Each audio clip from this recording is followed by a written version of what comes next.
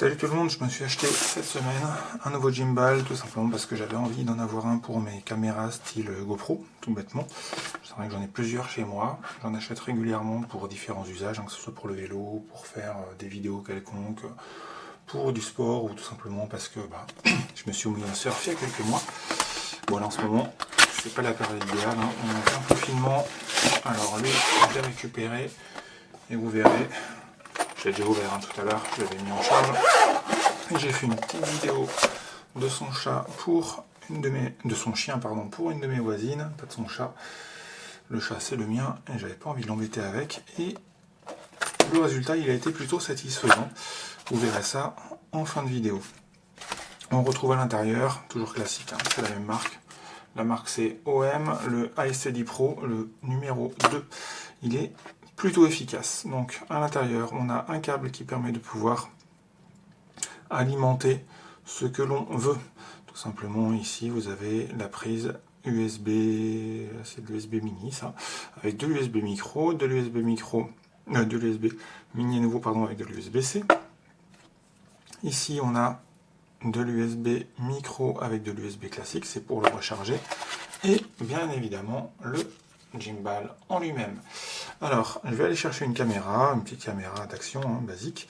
Je vais la mettre en place et je vais l'allumer parce que bien évidemment, comme tous les appareils de ce type, il ne faut surtout pas les allumer lorsqu'ils sont vides. Ça peut flinguer le moteur.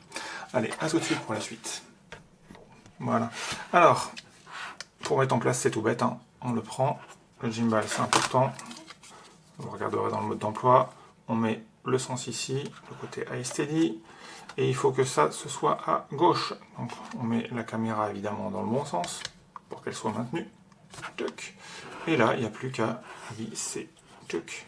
Et je visse. Ça va être un peu longué, je sais d'avance. Hop. Mais si je ne le fais pas correctement, elle va bouger et ça va endommager le gimbal. Aïe, j'y suis presque. Un petit peu serré, un petit peu serré. Et là, vous voyez, on est dans le bon sens. On a la caméra qui est bien, le logo iSteady de ce côté-là, le logo Pro sur le côté, et on n'a plus qu'à allumer. Et j'appuie sur le bouton pour allumer. Et la caméra, elle est en place. Et là, vous voyez, hop, tchoc. Il y a tous les mouvements bien fluides qui sont bien suivis. Alors, parmi les fonctionnalités qu'on peut avoir directement sans utiliser l'application, je vous montre ici, hop, je fais le point, voilà. Ici, vous avez un petit joystick. Le joystick, hop, il permet de pouvoir pivoter à droite, pivoter à gauche, voilà. Ensuite, vous avez, hop, je vais mettre droit, voilà, ce petit slider ici, qui permet en fait de pouvoir basculer, vous allez voir, à droite et à gauche, mais en tilt, basculer vers la droite et vers la gauche, pas se tourner. Regardez, hop, il se tourne. Ouais, c'est pas super visible en fait. C'est pas super visible, je vais le faire autrement. Hop, voilà, je bascule. Là, la caméra, on la voit bien. Je vais basculer.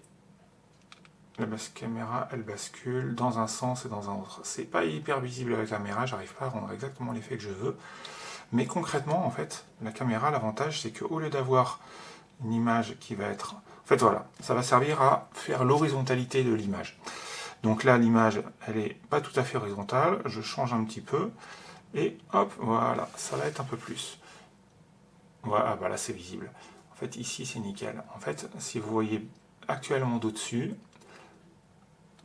je la bascule en la penchant de gauche vers la droite, de gauche vers la droite. Mais par contre, l'objectif, lui, il est toujours centré vers le même endroit.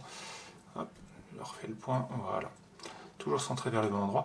Et ça, c'est indispensable parce que si vous avez par exemple votre caméra que vous utilisez là, par exemple, hop, elle n'est pas tout à fait bonne non plus. Hop, voilà, je la remets bien. Et là, elle est bien horizontale, ce qui est parfait. Alors, parmi les petites fonctionnalités qui sont sympas aussi qu'on peut avoir, hop, on va remonter un peu. Je fais le point là-dessus. Vous avez plusieurs fonctionnalités, PF, PTF, AL et AF. Toutes ces fonctionnalités-là, elles vont servir par rapport à des utilisations bien précises que vous allez avoir avec ce gimbal. Donc ça va être aussi bien pour faire de la prise de vue un peu plus classique, mais également de la prise de vue façon tilt, façon thumb shift et autres. Je l'avais sorti tout à l'heure, et bah oui, hop, attendez, je l'éteins avant de le poser. Voilà, il s'est éteint. Je l'avais enlevé, j'avais oublié de le remettre dans la boîte. À l'instant, il y a un petit accessoire qui est extrêmement pratique, je trouve. Désolé pour le bruit de la chaise.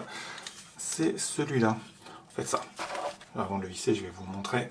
C'est un trépied. Là, le trépied, vous le posez, et en fait, vous avez directement votre gimbal.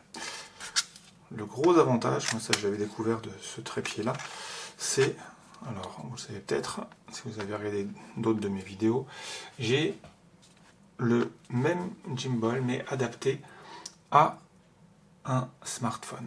Le gros avantage qu'il y a, c'est que avec l'application pour smartphone OM, vous allez directement connecter le gimbal au smartphone et vous allez gérer votre film à partir de là.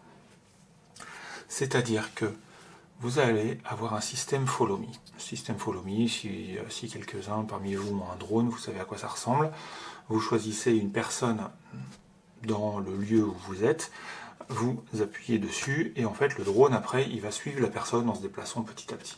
Et bien là le gimbal il va faire la même chose, il s'avère qu'en fait vous allez choisir une personne et la personne elle est en face de vous au départ, elle va diriger vers la gauche, et bien lui il va tourner vers la gauche, elle va se diriger vers la droite, il va tourner vers la droite et il va le faire en toute autonomie, tout seul et naturellement.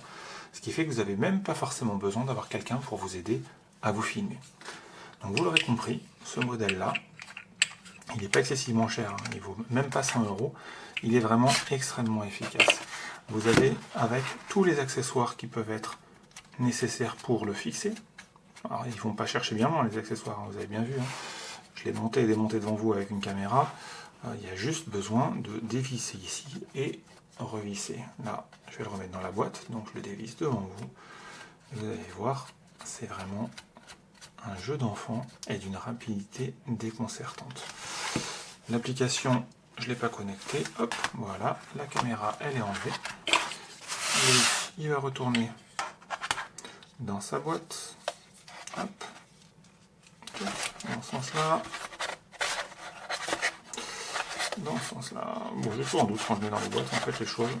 Bon, pour ranger, je suis meilleur pour sortir les boîtes que pour les remettre dedans. Hop, voilà. Et ici, toi tu vas là.